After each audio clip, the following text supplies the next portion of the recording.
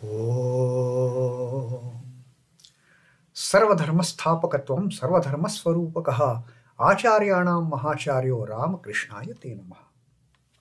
O establisher of all faiths, embodiment of all the religions, the greatest teacher among all the teachers, O Sri Ramakrishna, my salutations to you. Sri Ramakrishna on this wonderful Thursday afternoon of 14th December 1882 is talking to some of the very few close and intimate devotees.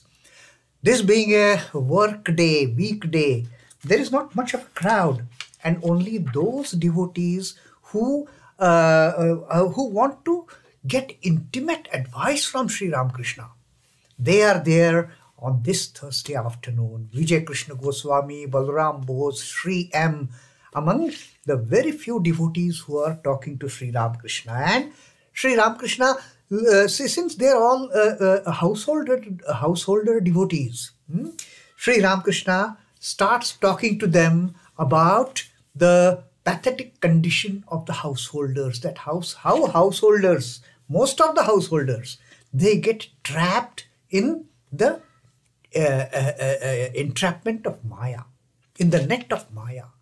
And Sri Ramakrishna told them about, after initial talk about those two people who had ended their life, and Sri Ramakrishna very firmly saying that committing suicide is the heinous crime. And Sri Ramakrishna had told, only the Brahmavid, those who have realized Brahma, those who have had the ultimate knowledge, the Brahma Jnana, they leave their bodies once they get the ultimate realization. So that is one class of devotees, that is one class of aspirants. One or two among the millions may set themselves free, and they will give up their bodies once the mind goes beyond Sahasrara, beyond the seventh plane. Automatically, Sri Ramakrishna had told us earlier, automatically the body drops down after 21 days. But then there are so few, 1 in a million, a billion, a trillion kind of divine souls who get that opportunity of getting themselves freed from the clutches of Maya. But the majority of them, majority of the people, majority of the souls, beings, they are in the baddha state, bound state. Some of them, they make an effort, the mumukshus, and again one or two set themselves free. They get into the category of mukta. And a very few are the nitya jivas, the eternally free souls who never. And Sri Ramakrishna had told us about that example of the fisherman's net. How Mahamaya, like a fisherman throws its net in the water body, Mahamaya throws that net of the worldly entanglements. And all the beings, they get entrapped, like the fish getting entrapped in the fisherman's net. Most of them, they don't even acknowledge the fact that they are trapped. They are very happy, suffering, getting day in and day out, facing the miseries, facing the agonies. They are unaware of the fact that they are trapped. They don't even make an effort to free themselves. A few make an effort, and from those few, a very minuscule portion gets themselves free. And some are eternally free. They don't even come under the spread of the net of Mahamaya. They are far beyond. They are happily in the blissful mood. They are swimming in the ocean of Satchidananda. They are not worried about fisherman's net, about Mahamaya's net. They are in their own blissful glory of the divine realm. So talking about the bound souls now most of these, all the devotees, they were the householders. So Sri Ramakrishna is now lamenting about the pathetic conditions these bound souls, they set themselves in, they get themselves in. Sri Ramakrishna says their condition is like the camel eating the thorny bushes. Tongue is bleeding, inside of the mouth is bleeding, but camel cannot help but chewing and cutting that those thorny bushes. Huh? The mouth is bleeding. Not bothered about it. Let it bleed. Let me chew the thorny bushes.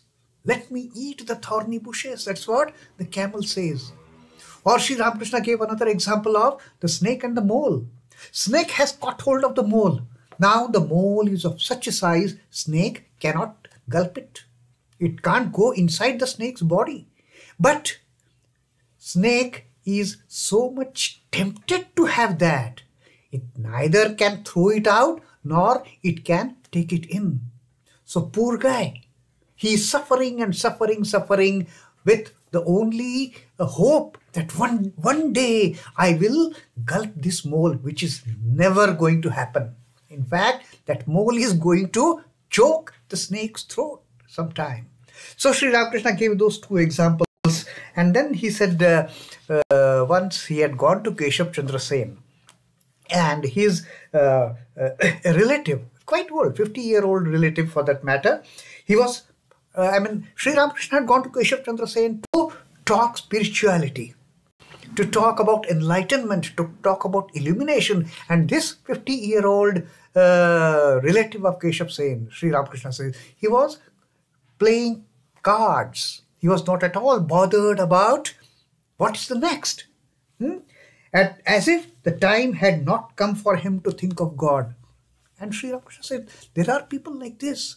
They don't care, they don't bother. Now, at least at this age, you have spent halfway through. Think about God. And still, that fellow is playing cards. And then Sri Ramakrishna says, there is another characteristic of the bound soul. Now, the topic continues on the bound souls. Sri Ramakrishna wants all the bound souls to get themselves into the state of seekers of liberation, from Baddha state to Moksha state. There is another characteristic of the bound soul.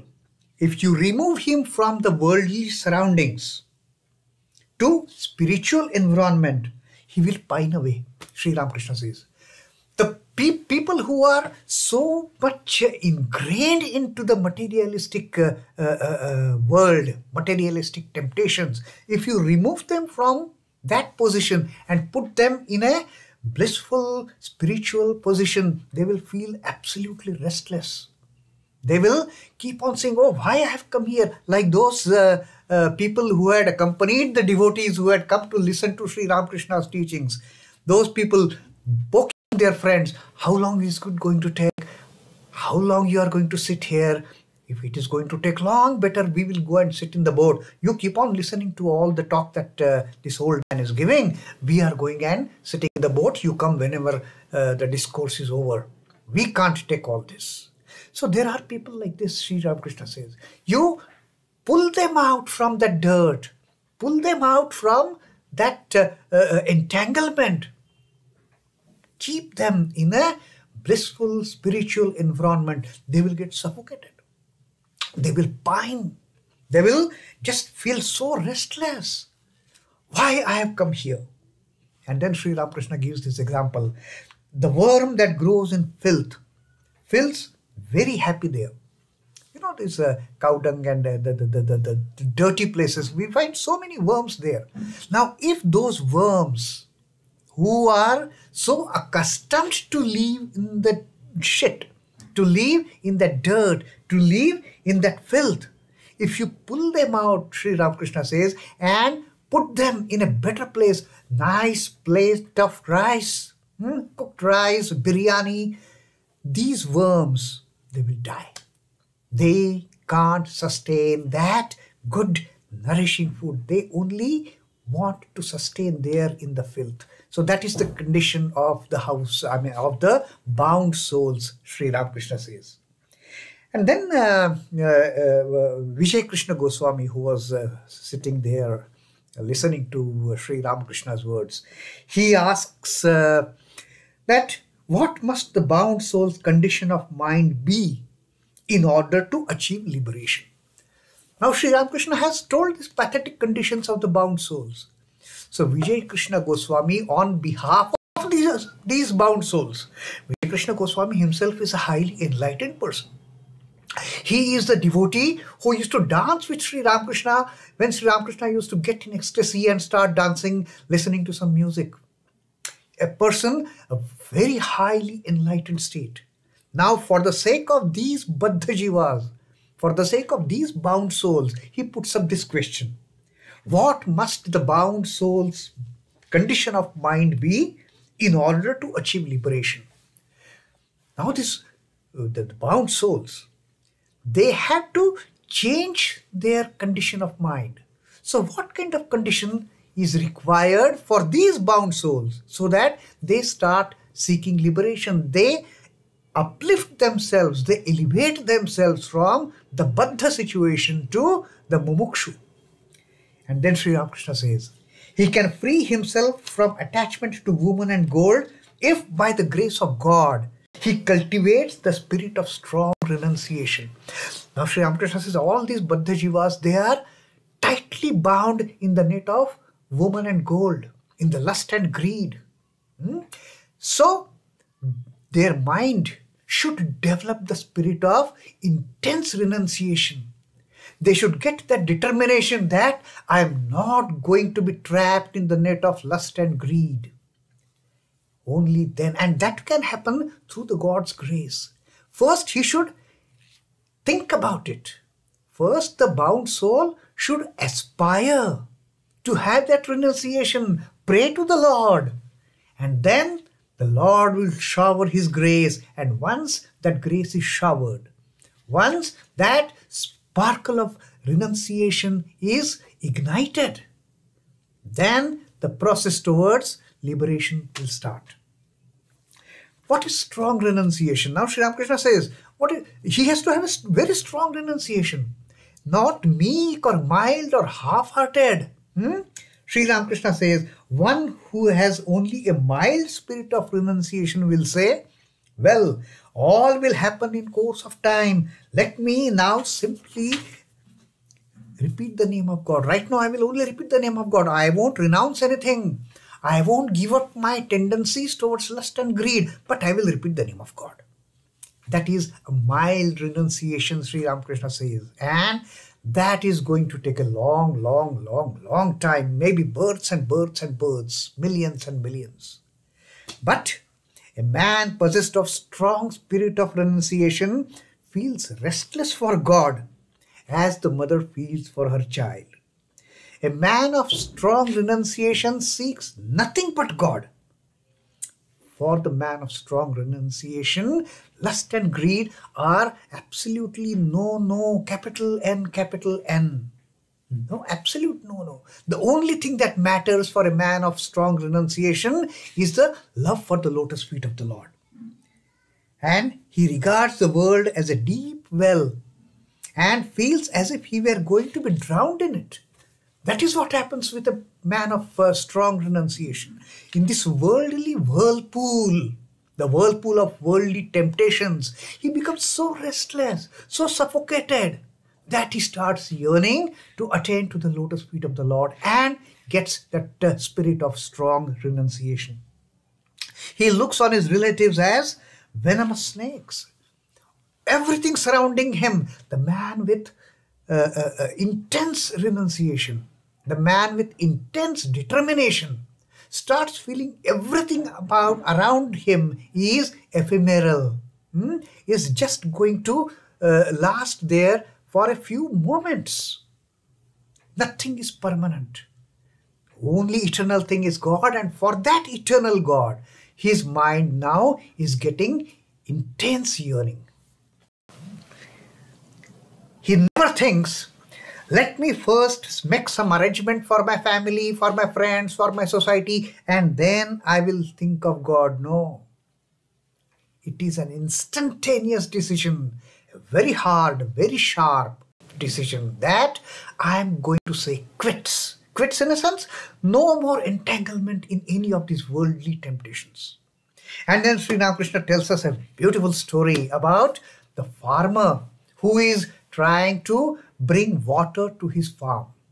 Now Sri Ramakrishna says, let me tell you a story of strong renunciation, a story about strong determination how people with strong determination, they lead their path.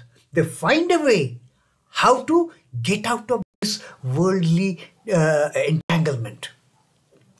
At one time, there was a drought in certain part of the country.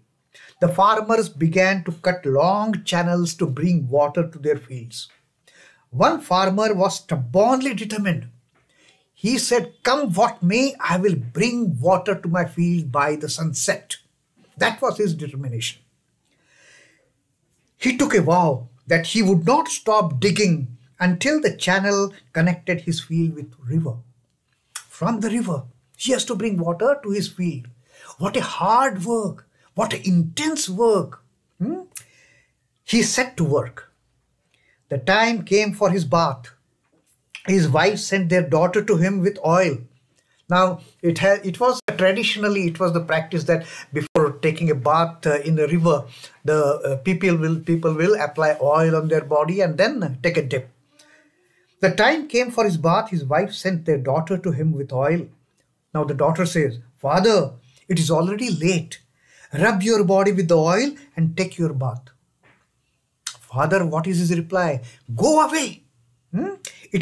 Go away. I have too much to do now." He shouted at his daughter. "I have no time to apply oil. I have no time to take bath. I have to dig that channel. I have so much to do now." It was past midday. The farmer was still at work in his field. He did not even think of his bath. Then his wife came to him and said, "Why haven't you taken your bath? The food is getting cold. You overdo everything." Now the wife is shouting at her husband. "You can finish the rest tomorrow or even today after dinner. First you take bath, have food. Food is getting cold. What has this thing come to your mind that you will get the water today itself? You do it tomorrow, so what?" The farmer scolded her furiously and ran at her, spade in his hand. Now he is not afraid of his wife at all. He is determined to bring water to the field. He ran to his wife, shouted at her, crying, "What? Have you no sense? There is no rain. The crops are dying. What will the children eat? You will all starve to death. I have taken a vow not to think of bath, not to think of food today till I bring water to my field." So look at that determination. He's not worried about those harsh words of his wife also now. The wife saw his state of mind and ran away in fear. Through a whole day's back-breaking labor, the farmer managed to, by evening, the farmer managed to connect the field with the river water. Now, water has come to his field. Whatever he had determined, he has got it now. Now he is relaxed. Now he is at ease. Then he sat down and watched the water flowing into his field with a murmuring sound. Beautifully, that water with the murmuring sound now is flowing to the field. His mind was filled with peace and joy. That was the ultimate bliss that is God. Finally, water has come to my field, and he made it before the sunset. He went home and then called his wife. Now he's talking lovingly to all of them. Now he's not shouting. Now he's not getting upset. Now he called his wife and said to her, "Now give me some oil and prepare me a smoke. Now is the time I can relax. I have got what I had planned to do, what I had determined to do." With serene mind, he finished his bath and meal and retired to bed, where he snored to his heart's content. Everything was completed as per what he has determined, as per his determination. The determination he showed is an example of strong renunciation. He will shout at daughter, he will shout at wife, "No more bath, no more food till I bring water to my field." That is the strong determination, Sri Ramakrishna says. And then Sri Ramakrishna gives another contrary example of the ordinary souls who says, "Okay, I will do it later. Let me enjoy these worldly enjoyments. Let me enjoy these materialistic joys for that matter." Now there was another farmer who was also digging a channel to bring water to his field. His wife too came to the field and said to him, "It is very late. Come home. It is not necessary to overdo things. Come, have your bath, take your food." And listening to his wife's words, what did the farmer do, this second farmer? The farmer didn't protest much, put aside his spade and said to his wife, "Well, I will go home since you asked me to do. I'll dig the channel tomorrow. Whenever you say, I will do it. Right now, I will do whatever you tell me to do." No determination at all. And as a result, what happens? Water will never come to his field. That man never succeeded in irrigating his field. That is the case of mild renunciation. And then Sri Ramakrishna finally said, as without strong determination the farmer cannot bring water to his field, so also with intense yearning a man cannot realize God. He has to have that intense yearning. Without that, no God realization. Without that, no coming out of the net. Without that, no mukti, no nirvana. So that was Sri Ramakrishna's teaching of how these householders who are steeped in worldliness, they should come out of that trap. They should come out of that net with intense determination of renouncing the lust and greed. Om Namah Shri Bhagavate Ramakrishnaya. Sri Ramakrishna Arpanamastu. Jai Thakur, Jai Ma, Jai Swamiji.